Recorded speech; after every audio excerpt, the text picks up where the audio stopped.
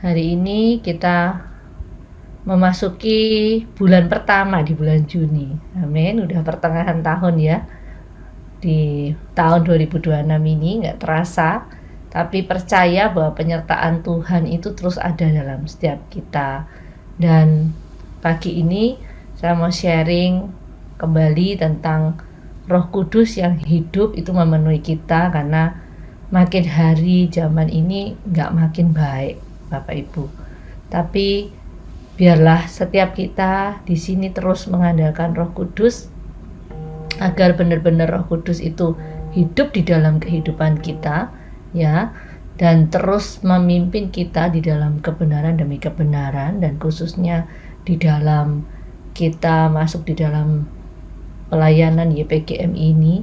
Biarlah Roh Kudus juga menuntun kita, memberikan hikmat untuk apa yang harus kita kerjakan saat-saat ini, untuk kita bisa mensupport anak-anak asuh kita, ya kan. Kemudian donatur siapa yang memang harus kita follow up dan lain sebagainya. Kita membutuhkan tuntunan daripada Roh Kudus, yaitu di Yohanes 14 ayat 23, jikalau seseorang mengasihi aku, ia akan menuruti firman-Ku, dan Bapa-Ku akan mengasihi dia, dan kami akan datang kepadanya dan diam bersama-sama dengan dia. Ya, biarlah pada pagi hari ini Roh Kudus bisa memimpin, membimbing, menguatkan, dan mengubahkan kehidupan kita untuk menjadi alat bagi kemuliaan nama Tuhan saja. Yang pertama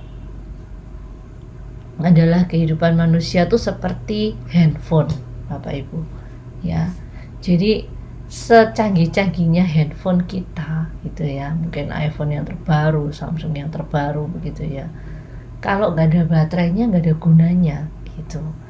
Nah, untuk supaya ada baterainya, supaya full terus dan handphone itu bisa dipakai oleh kita butuh listrik, ya, sumber tenaga, supaya supaya bisa bermanfaat dan berfungsi secara maksimal. Kalau handphone kita mati, gak bisa apapun juga handphone itu digunakan. Gak bisa untuk telepon, gak bisa kirim chatting, gak bisa searching dan lain sebagainya. Benar-benar mati itu handphone kita gak ada gunanya. Seperti barang itu akhirnya tidak ada hasilnya apapun gitu ya. Yang mahal itu menjadi tidak berguna, menjadi nol nilainya. Nah, sama juga dengan tubuh kita. Manusia ini terdiri dari roh, jiwa, dan tubuh. Roh kita ini perlu terus dicas. Agar apa? Agar roh kita itu lebih dari keinginan daging kita, keinginan nafsu kita, dan keinginan duniawi dalam hidup kita. Amin. Sehingga apa? Hidup kita menjadi benar-benar berarti, bermakna, yaitu contohnya kalau di handphone itu bisa telepon, bisa internetan, bisa kirim pesan, bisa foto, ya, supaya apa? Benar-benar Roh Kudus itu turun atas kita saat kita itu terhubung dengan Tuhan, kita terus intim dengan Tuhan, maka Roh Kudus itu memenuhi kehidupan kita full 100%, ya, dan itu akan memimpin kita menjadi luar biasa di dalam kehidupan kita, bukan dengan kemampuan kita, tapi dengan kemampuan daripada Roh Kudus yang memampukan kita untuk kita menjadi naik level di atas rata-rata. Dikatakan di dalam Kisah Rasul 1 ayat 8, tapi kamu akan menerima kuasa kalau Roh Kudus turun ke atas kamu, dan kamu akan menjadi saksiku di Yerusalem dan di seluruh Yudea dan Samaria sampai ke ujung bumi. Loh, amin kan? Jadi Bapak Ibu semua yang ada di tempat ini siap-siap dipakai Tuhan luar biasa untuk menjadi saksi Kristus di akhir zaman, dengan kita terus terkoneksi dengan Tuhan kita, terus terhubung, full terus baterai kita dicas 100% kehidupan rohani kita. Maka percaya bahwa hari ini kita akan menjadi manusia yang penuh kuasa dan siap menjadi saksi Kristus. Amin. Pak Ibu, yang pertama adalah Roh Kudus saat kita dicas ke dalam kehidupan kita, Roh Kudus itu membarui identitas kita, yaitu apa? Kita menjadi ciptaan yang baru. Yang lama sudah berlalu dan yang baru sudah datang. Ya, di 2 Korintus 5 ayat 17 dikatakan, jika seseorang ada di dalam Kristus, ia adalah ciptaan yang baru, yang lama sudah berlalu, sesungguhnya yang baru sudah datang. Ya, contohnya di sini, ini terbelenggu sekali dengan yang namanya dosa, begitu kan? Saat sebelum lahir baru, kita terus terbelenggu di dalam dosa, yaitu apa? Kesombongan, itu kebanggaan ya. Kemudian apa? Kebodohan rohani, hidup tanpa tujuan. Kemudian jauh dari Allah. Hati kita keras. Meskipun mungkin kita sudah Kristen berpuluh-puluh tahun lamanya.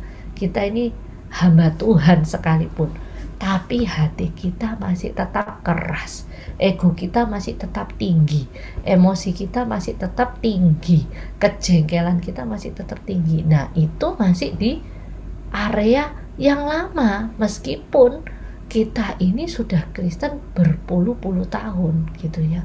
Tapi percaya pada hari ini saat kita dicas full seperti baterai tadi, dan Roh Kudus itu penuh di dalam kehidupan kita, karena ini tanggal 2 Juni ya, memasuki bulan Juni yang pertama. Biarlah saat ini Roh Kudus benar-benar dicas full di dalam kehidupan kita. Kita masuk di pertengahan bulan dengan modal dan kuasa yang luar biasa dari Roh Kudusnya, yaitu di dalam 2 Korintus 3 ayat 6 kita mau baca ya ayatnya. Ialah yang membuat kami juga sanggup menjadi pelayan-pelayan dari suatu perjanjian baru yang tidak terdiri dari hukum yang tertulis, tapi dari Roh. Sebab hukum yang tertulis mematikan, tetapi Roh menghidupkan. Amin. Jadi benar-benar janji-janji Tuhan itu digenapi di dalam kehidupan kita lewat Roh Kudusnya. Karena apa? Karena Roh Kudus sudah memperbarui identitas kita. Roh yang menghidupkan kita dari dosa menjadi ciptaan yang baru.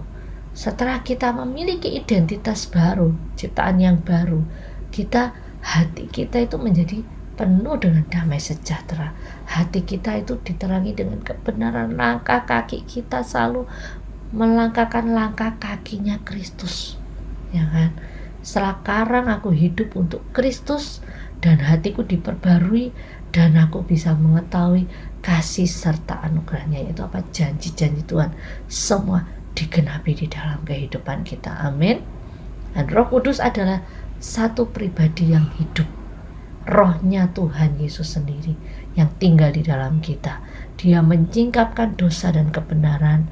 Dia bisa membuka mata rohani kita, mengarahkan mata kita fokus hanya kepada Yesus, bukan pada masalah, ya, dan juga memberikan kita hidup kekal dan pengharapan. Karena apa? Karena manusia lama kita sudah dikubur, kita sekarang sudah menjadi ciptaan yang baru bersama dengan Roh Kudusnya. Amin. Yang kedua, saat Roh Kudus itu penuh di dalam kehidupan kita, Dia adalah Roh Kudus yang menuntun kita mengalahkan segala keinginan daging kita. Ya, saya tahu saat ini, zaman akhir ini di 2026, semuanya mengatakan gak makin mudah, makin susah Bu. Semuanya ya, bahkan US dollar naik gak karu-karuan gitu ya. Udah hampir menyentuh 18.000. Dan yang namanya Singapura dollar sampai 14.000 ya. Pak Husin yang terus berobatnya di Singapura pasti kena dampaknya juga, pasti kerasa karena kursnya makin hari makin mahal. Tapi biarlah yang namanya Roh Kudus ini terus dan terus menuntun kita untuk benar-benar kita masuk di dalam, kita mempraktekkan yang namanya buah-buah roh, yaitu mengalahkan setiap keinginan daging kita, ya kan?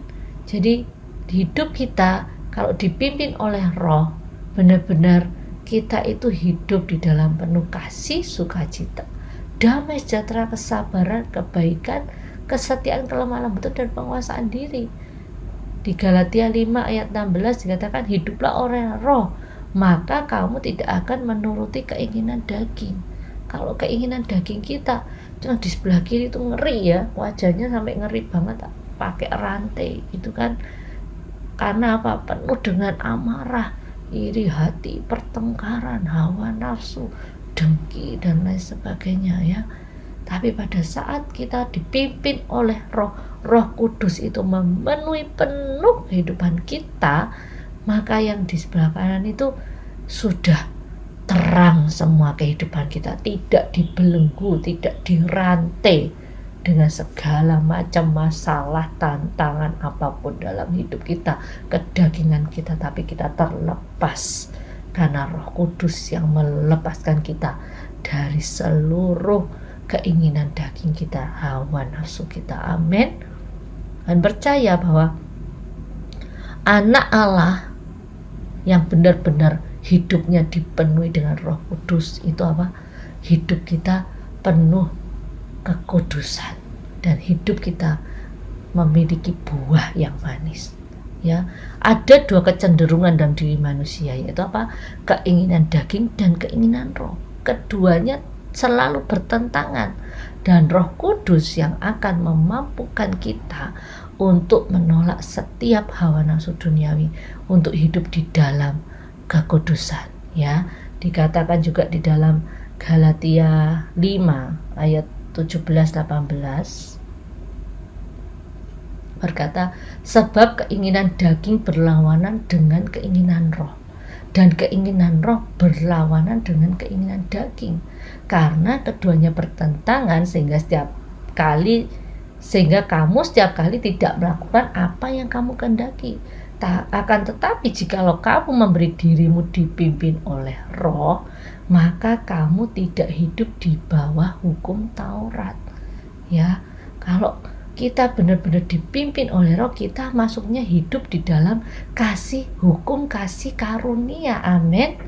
Ya, kalau ku hidup bagimu, hatiku tetap menyembahmu, dunia tak bisa menjauhkanku dari kasihmu. Nah, setiap hari hidup kita dipenuhi dengan Roh Kudusnya, dari penyembahan, dari firman Tuhan ya, terus hidup kita terus penuh dengan Roh Kudus, sehingga benar-benar kedagingan kita selesai. Kita bisa mengalahkan kedagingan kita, dan kita berjalan di dalam tuntunan Roh Kudus yang mengarahkan kita mempraktekkan 9 buah roh di dalam kehidupan kita. Amin. Dan yang ketiga adalah Roh Kudus itu menghasilkan buah dan karakter Kristus. Setelah kita itu bisa mempraktekkan yang namanya 9 buah roh itu di dalam kehidupan kita sehari-hari, ya, akhirnya hidup kita itu berbuah yang manis, yang enak, yang sedap dilihat, sedap didengar ya. Dan dikatakan di Galatia 5 ayat 22-23, tapi buah roh ialah kasih, sukacita, damai sejahtera, kesabaran, kemurahan, kebaikan, kesetiaan, kelemah lembutan, penguasaan diri. Tidak ada hukum yang menentang hal-hal itu. Setelah kita bisa mempraktekkan buah roh yang pertama, yaitu kasih, sukacita, yang kedua, hati kita akan dipenuhi dengan damai sejahtera. Itu otomatis karena dalam hidup kita penuh kasih.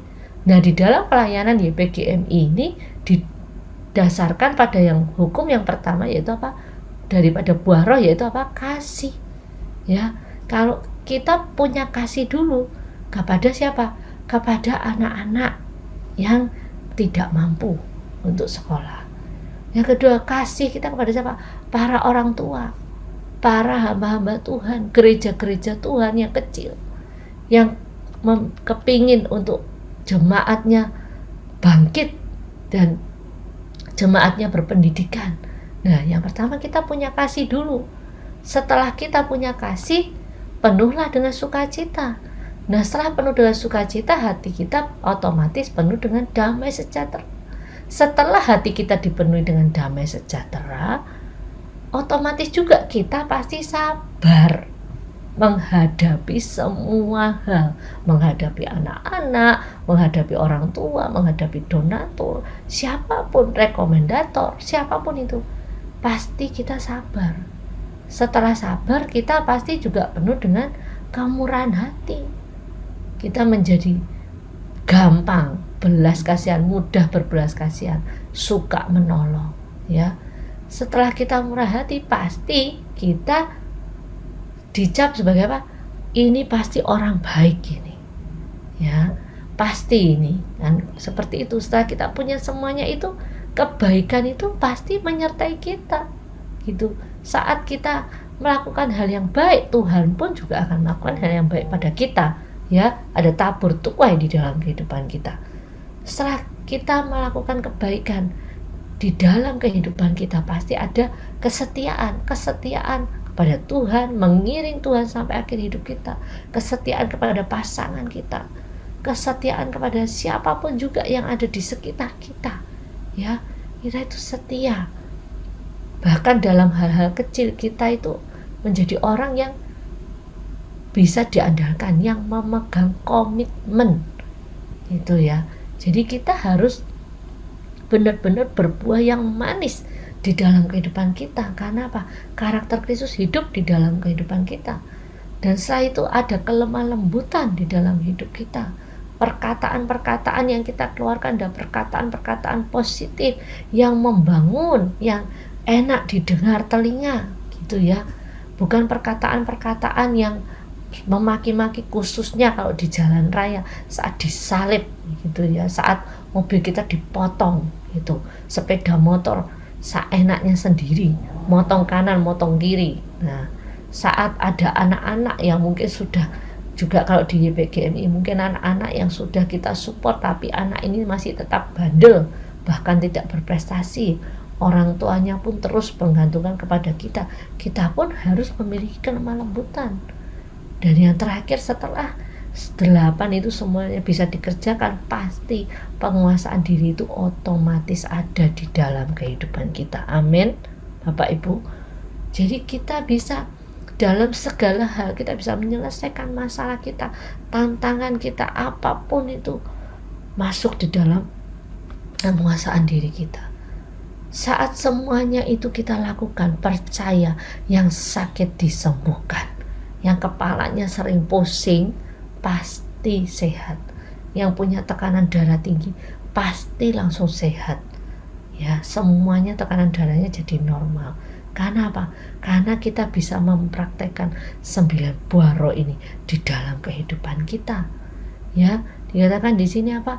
Dulu kita hidup menurut daging, mudah marah, tidak sabar, tapi sekarang kita mengasihi, penuh sukacita, sabar dan damai, suka berbuat baik dan hidup dalam kekudusan, ya. Dan Roh Kudus yang hidup dalam kita tidak membuat kita diam saja. Dia yang membentuk karakter kita benar-benar menjadi serupa dengan Kristus, sehingga kehidupan kita bisa memancarkan setiap harinya, yaitu 9 buah roh di dalam kehidupan kita, ya. Percaya hari ini siap mengerjakan ini semua, amin. Siap menghasilkan buah dan siap memancarkan karakter Kristus di dalam kehidupan kita, amin. Bagaimana untuk menjaga roh kita itu tetap hidup? Yang pertama, jangan kita mendukakan Roh Kudus, ya. Jadi Efesus 4 ayat 30 mengingatkan kita untuk kita tidak menyakiti Roh Kudus. Saya bacakan sebentar. Dan janganlah kamu mendukakan Roh Kudus Allah yang telah memeteraikan kamu menjelang hari penyelamatan. Segala kepahitan, kegeraman, kemarahan, pertikaian, fitnah hendaklah dibuang dari antara kamu. Demikian pula segala kejahatan, tapi hendaklah kamu ramah seorang terhadap yang lain, penuh kasih mesra, saling mengampuni sebagaimana Allah dalam Kristus telah mengampuni kita semua, ya.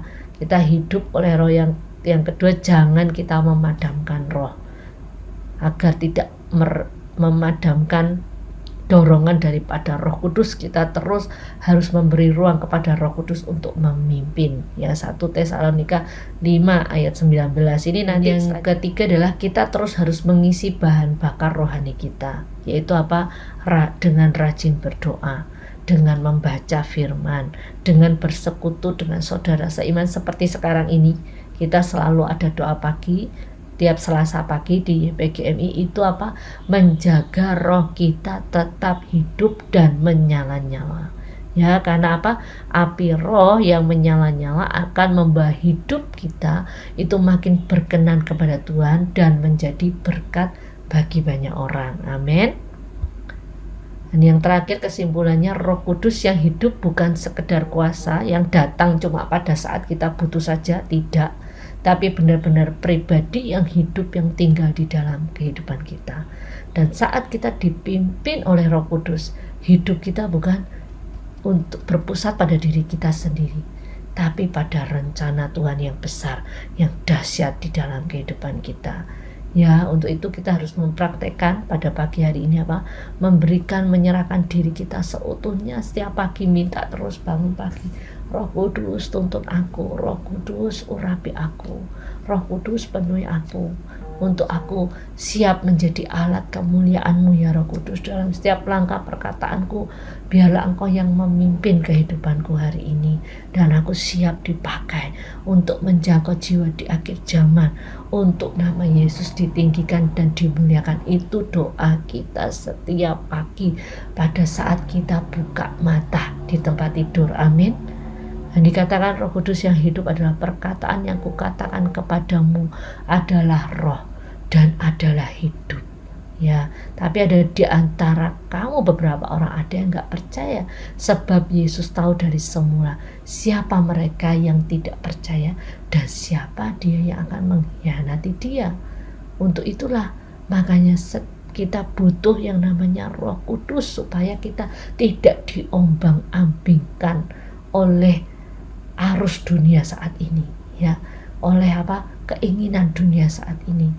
Banyak sekali orang yang akan menarik kita keluar daripada Kristus, tapi dengan Roh Kudus yang hidup dalam kehidupan kita, kita akan terus dipimpin masuk di dalam jejak langkah kaki Kristus. Karena apa? Jejak langkah kaki Kristus selalu menghasilkan lemak. Apapun yang kita kerjakan pada pagi hari ini diberkati. Apapun pelayanan kita yang kita layani pada pagi hari ini diberkati. Biarlah Roh Kudus yang hidup memimpin setiap langkah kita, supaya hidup kita terus menjadi alat yang besar bagi kemuliaan-Nya.